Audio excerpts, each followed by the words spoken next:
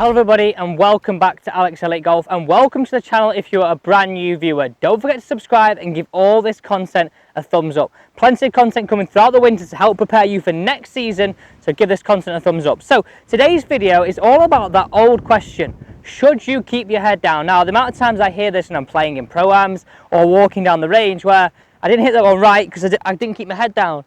Whereas for me, in my opinion, in some circumstances, this keeping your head down actually has a reverse effect in your golf game and actually doesn't help you hit better shots. So let me show you. So a lot of the time I see a lot of people where they make swings and say, when I feel like I keep my head down. So the next swing they make now is almost one that looks like this. So kept my head down, not much body movement, and then we're through to the target. So yes, okay, for some circumstances this may help for someone that's up and out of it too early, but for me, in my opinion, this has a lot more of a detrimental effect on your golf game. So if I take a really great example, Annika Sorensen, if you were to look at a video of hers, you'd see her in transition down to impact. She's almost not even looking at the golf ball, and her head is already looking down towards the target. And for me, what this does is this really helps us engage that body and get that body moving, get that weight transfer happening from right to left, and helps us keep that golf club squarer for longer. Whereas if I keep that head down, look how little my body moves. I see a lot of face rotation, not a very active body, and that would tend to see there, from me there, a lot of fat or thin shots. So what I want you to do is, and this is going to be the complete opposite drill, and what I want you to feel like now, and this is what I definitely help my students to, in order to help us move this body better on the downswing and get this body a little bit more active, I really want you to feel now, as you come into transition, our face and our head and our eye and our eye line is going to feel like we look towards that target earlier.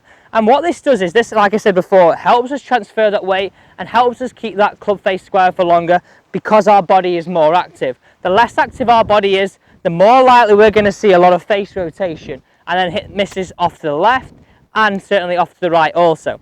So let me show you the difference. So we're going to really feel, instead of keeping the head down, we're going to feel now in transition, we're going to feel we look up a little bit earlier.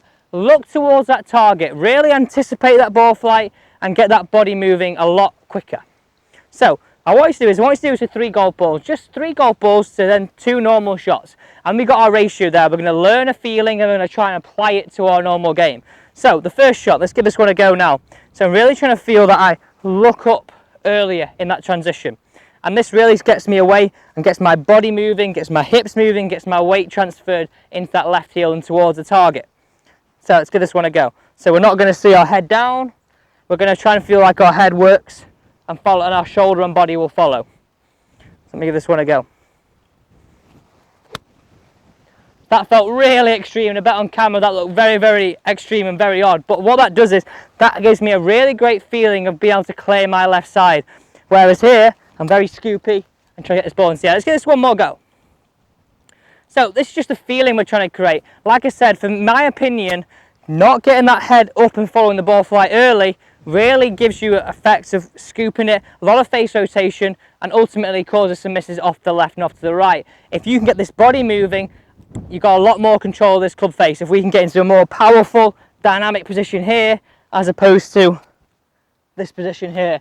Now, I know a lot of you would see those 2 positions and go, oh, I would much prefer the first one. Well, we've got to get that body and that head moving, and the body will follow.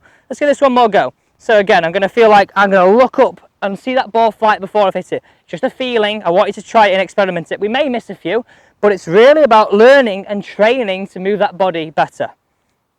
Just look at that out. Again there, that really felt very extreme and very silly, but it really gave me a position where I was trying to brush that ball, getting that body moving. So in a nutshell here, I really don't like it when people say, I want to keep my head down to hit it better. I really encourage a lot of my students to feel that we're going to look up earlier towards the target.